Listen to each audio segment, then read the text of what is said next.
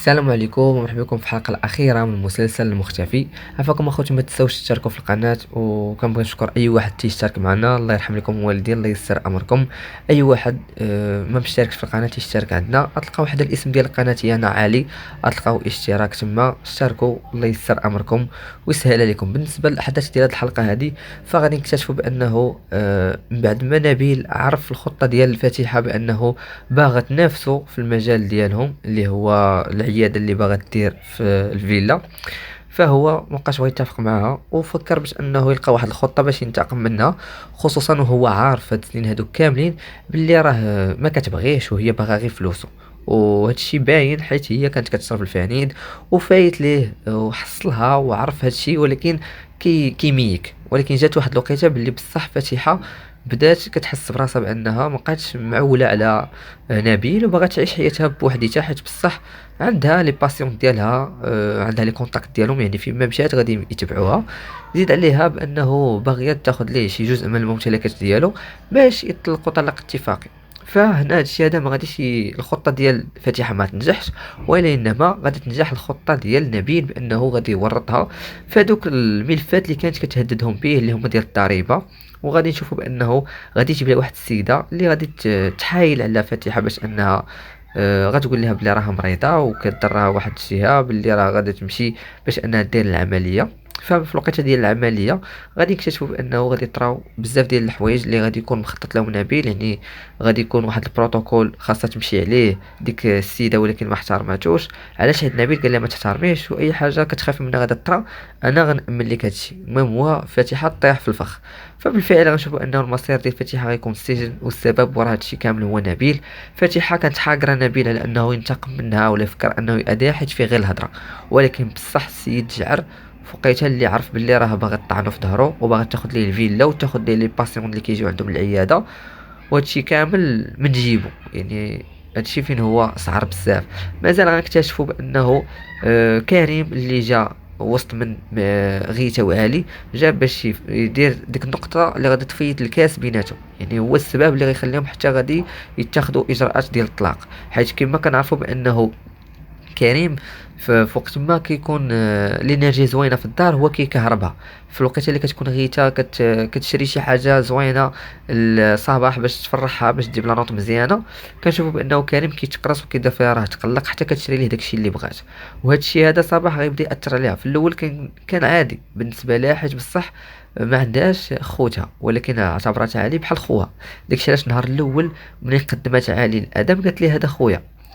فغنكتشفوا بانه غادي يبقى كريم يلعب على هاد نقطة الضعف ديال صباح بانها كتعتبر خوها، وغادي يكون هو السبب باش غادي تدخل صباح للسبيطار حيت غيحيد ليها الدواء في الوقيته اللي تكون جاتها كريز. وهنا فين غادي نشوفوا بانه غيتا غتواجه مع علي باش انه يلقى حل لولدو، حيت هادشي كامل اللي كيطرا في الدار بسبابه وهي ما قادراش عليه. بارك عليها غير بنتها بركه. ولكن غتكتشفوا بانه علي غيقول لها انت اللي قيدتيه في المدرسه، انت اللي بديتي كتدخليه البيت حدا البنت، انت تحملي مسؤوليه هذا الشيء هذا. انا الدري النهار الاول كون ما دويتيش انت كنت غادي نجري عليه ولا نلقى عليه شي حل، ولكن انت شديتيه وبغيتي تقابليه وبغيتي ما نفرطش فيه. هانتي النتيجة. فاكتشفوا انه علي بصح غادي غتعيق به غيتا بانه كيخرج مع صوفيا. وزيد عليه هادشي كامل اللي كيطرا في حياة غيتا كامل كان بخير. حياة غيتا كانت بخير ملي كان عالي في كندا، ولكن ملي جاو هي حياتها مرونة وديما الصداع والمشاكل في الدار، وحتى الحالة الصحية ديال صباح تدهورات غير حتى جا عالي. أما قبل كانوا فاهمين وكانت صباح بخير. أما بالنسبة لسهام فغادي يكتشفوا بأنها كتعيش حياة زوينة مع خالد، ولكن تجي واحد الوقيته اللي غادي تبغي تبدل. ماشي تبدل خالد حيت ما عجبهاش ولا لا، هي فكرت بانه يقدر يكون خالد عنده يد مع صحاباتها باش انه عاوتاني يبداو ياخذوا من عندها المعلومات ويحاولوا عاوتاني يدمروا لها قلبها من جديد. كيف ما كانت ثقه فيهم في الاول مبغاتش تثق فيهم دابا. وداكشي علاش غادي تبدل المعامله ديالها مع خالد، وغادي تحاول انها تعيش حياتها بعيدة عليه، وغادي تبغي تفوكسي اكثر في الخدمة ديالها في الشركة ديالها. وهنا فين غادي تعطي فرصة لسمير، حيت بصح عاد غيبان ليها سمير بلي راه كيهتم بها اكثر وبدون اي مقابل. وهنا فين غنشوفوا بانه حتى هي غادا تجاوب معاه بنفس الحاجه. يعني غيبداو يخرجوا على قبل الخدمه، يخرجوا يتغداو يتعشاو اونصومبل، يبدا يهتم بها يصوني ليها. واحد النهار غادا تجي غتكون مريضه ما غاديش للخدمه، غيسول فيها مالكي فينك علاش ما جيتيش، واش طرا لك شي مشكل؟ تقول ليه لا غير حسيت براسي عيانه. هو غيقول لها غير خليك على راحتك، انا لا داك الخدمه اللي تبعك انا غنحيدها عليك. انا بدات كتحس بلي كيهتم بها وغتبغي انها تكون معاه في علاقه جديه وغتكون سعيده معاه. مازال غنكتشفوا من بعد بانه غيبانوا بزاف ديال الناس متورطين في القصه ديال المهدي. اللي اولهم غادي نشوفوا زبيده، اللي هي اللي معاونه الابن ديالها بشكل مباشر مع ادم، حيت ادم عمرات ليه راسو وقالت ليه بلي راه امك قاتله باك وكتحاول تحرض الدري الصغير على مو. داكشي علاش واخا خرجت الام ديالو من السجن لقات ولدها تسيف عليها، مابقاش كيتعامل معاها بنفس المعامله، وبالعكس ولا كيسمع الهضره الفرح واي حاجه كتقول ليه فرح كيديرها. مازال غادي نكتشفوا عاوتاني باللي زينب ما بحكم ان الدري ديالها مابقاش كيسمع ليها وهذا صافي ولات فرح هي اللي كتوسط بيناتهم باش انها تقول ليه باللي ها انت شوف راه الجرائد اش تيقولوا بلي الام ديالك ما دايره والو، ولكن نظره المجتمع حتى هما باقيين كينيشوا فيها وتيقول لك ايش هذه اللي قتلت راجلها، هذه اللي هذا ما حد باقي ما بانش.